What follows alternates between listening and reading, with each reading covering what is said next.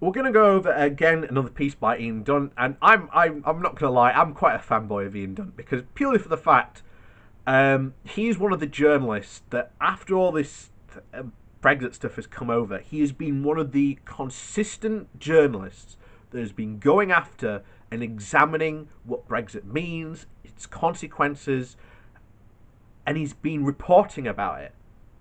And he's been one of the few journalists to consistently do this continuously, and very often he's been right. Um, back when this all happened, we went over his book, and some of his predictions did actually come right. But we're going to go over his week in review. So it's a government fixated on Brexit while COVID runs rampant. This is what happens when you select dogmatism instead of competence. Yes, oh, sorry.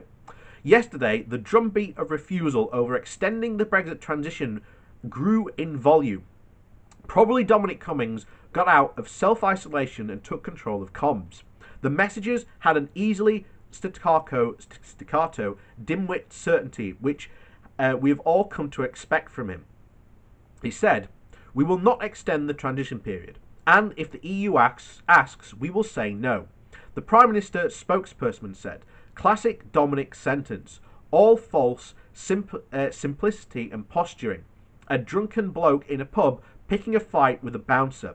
Extending the transition period would simply prolong the negotiations, prolong business uncertainty, and delay the moment of control of our borders. It would also keep us bound by EU legislation at a point where we need legislative flexibility to manage the response to the coronavirus pandemic."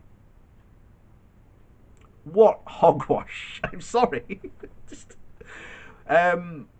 this is to follow a massive libertarian ideology that should be free trade everywhere. That's not going to happen. And one of the worrying things that I definitely think we could see, and we've talked about on this channel, the economic consequences of what happened to this country if the government just decides to go, you know what, zero tariffs on everything. That would be the end of all manufacturing in this country. It would just kill it dead. Why are they following this? Well, it all goes back to the days of the British Empire, where they pushed for this, and they were able to do this because Britain had a massive empire and a massive monopoly on many of the resources that came from those colonies, and it was able to do that and bully other countries into accepting that at the barrel of a very a barrel of a massive 16-inch gun cannon bearing gunboat known as gunboat diplomacy.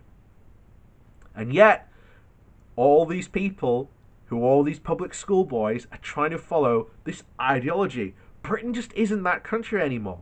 It hasn't been for years. And we are going to suffer the consequences of trying to follow that ideology. It's just not going to happen. India came out very clearly and said, we are not going to be an imperial bazaar. Canada, Australia, New Zealand, all these countries that we've said we were going to get these trade deals with, don't care. They want a trade deal with the EU more than they want a trade deal with us. Australia and New Zealand want to be part of what is emerging to be the most dynamic area for trade. That is the Southeast Ocean, around Indonesia and that area. They have more to gain from trade agreements, because we've talked about this before, about economic gravity, with trade agreements with countries in their close proximity than they do with us. That's just the truth. That's just economic truth. But, fantasies of unicorns will always appeal more to Brexiteers than cold hard facts. Anyway, continues. It is, as usual, the most god-awful, unseemly hogwash. Everything in the world has stopped. The planes no longer fly. National borders are closed. Sport has been cancelled. TV programmes aren't made. Films aren't released. Shops have closed. And yet somehow Brexit talks are the one part of the old world which slide ahead regardless. Are we expected to believe that these talks will make headway on the issues of fishing rights, customs checks, country of origin requirements, level playing field provisions, and arrangements on Northern Ireland? Of course they will not. How could it possibly be a priority for anyone concerned? How could either side have the bandwidth to address them in any meaningful way? And if they did somehow go ahead, that would not be a victory. It would be demonstrated of unearthly perverse priorities. Even on its own terms, the number 10 statement made no sense at all. Business uncertainty is prolonged specifically by increasing on system-wide regulatory change in trade networks, rather than accepting that they will stay as it is until 2021. And again, the government will not say what these different regulatory changes are going to be. And that's not the problem trying to solve like the EU Brexit debate. That's our own government not being willing to tell people what it intends to do post-Brexit. Because as usual, they haven't had a plan. Or well, they do have a plan, but in reality, if they tell people what they're going to do, then people might get a bit upset, especially businesses.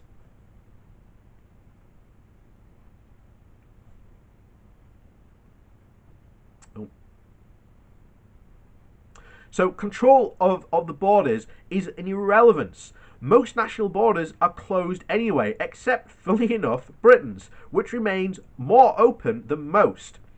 There is no EU legislation getting in the way of Britain's COVID response. Quite the opposite. In fact, we have failed to make use of an EU procurement mechanisms for PPE, which might have helped with some of the shortages we are now experiencing. And yet, this is how the government is spending its time, working on a Brexit negotiation which does not exist in practical terms to accomplish a goal which is not desirable or possible at a time when it requires every spare bit of capacity on handling the health emergency at home. Hundreds die every day. We don't really know how many. The real figures will be higher than the official numbers. Many will have died from non-COVID related problems which could not be addressed because of lack of NHS capacity or because they have stayed at home. And the death toll in care homes now seems certain to be much worse than we have anticipated. An ITV poll of over 2,000 care homes found that 42% said they were dealing with suspected COVID cases, while another 28% were dealing with cases which have been officially confirmed. 12% were aware of staff who had tested positive. Another poll for the Daily Mail found that 14% of all the residents in social care homes have died of suspected COVID, which would translate into over 5,000 more additional deaths.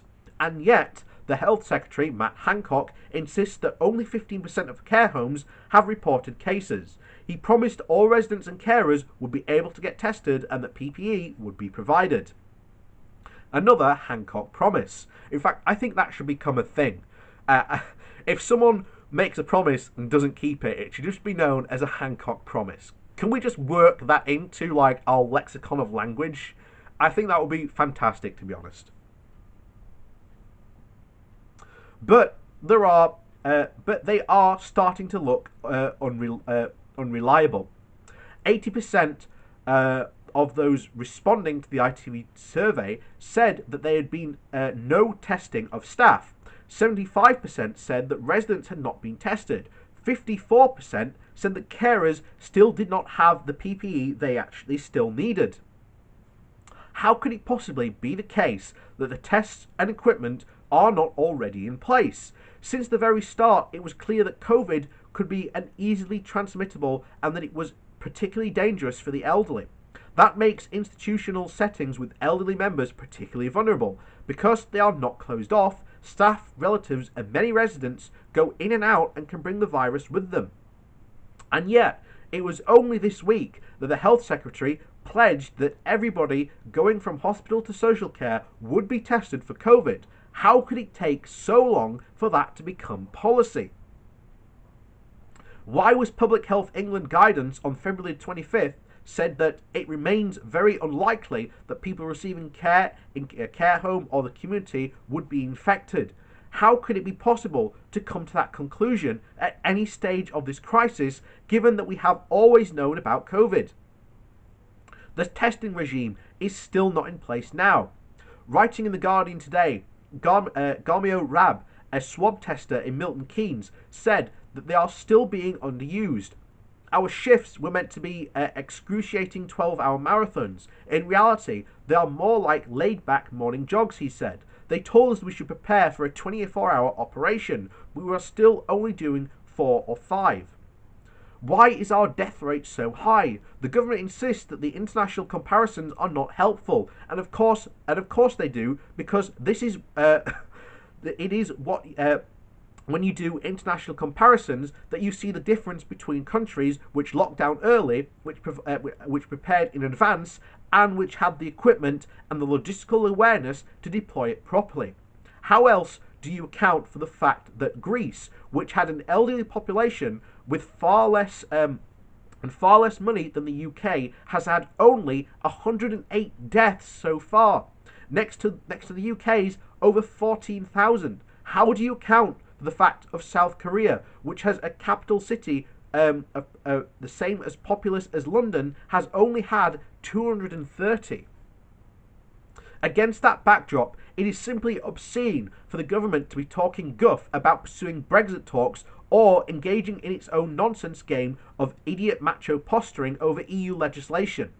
It is just obscene. It is criminally irresponsible. There is no moral basis whatsoever, no matter what your politics are, to be pursuing anything but COVID.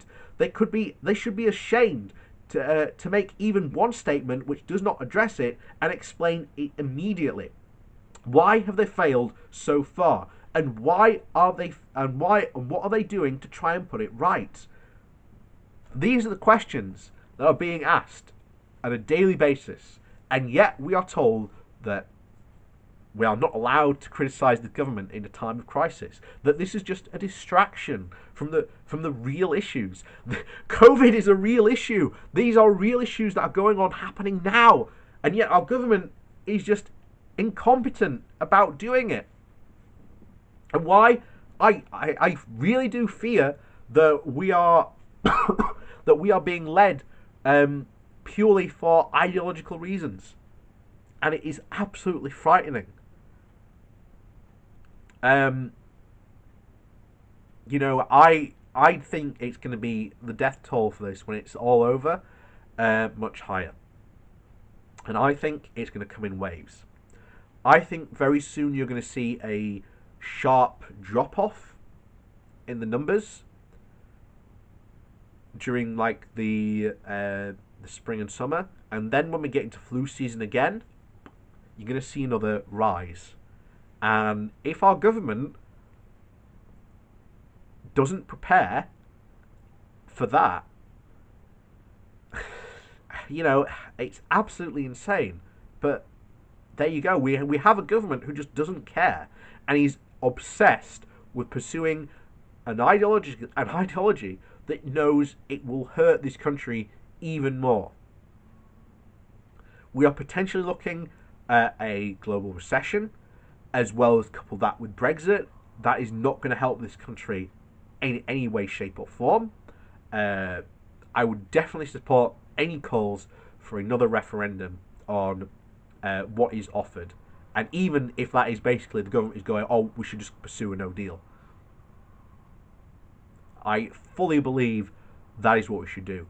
Because, as I've said multiple times when it came to covering that referendum, Leave ran a massive gambit with no idea and no plan. It just said that we will do everything from leaving it politically but remaining in the customs union and the single market, to all the way through to getting a trade deal before actually triggering Article 50 to leave. That was the length and breadth. But what have they done? They've triggered Article 50 before they actually got anything in place. There was no plan put forward about how we intend to leave or what that actually looks like. And now our government has decided to up and leave and go into a transition period with still no roadmap of what happens next. And you think they're only incompetent on COVID? Their incompetence has been on show for the past 3 years.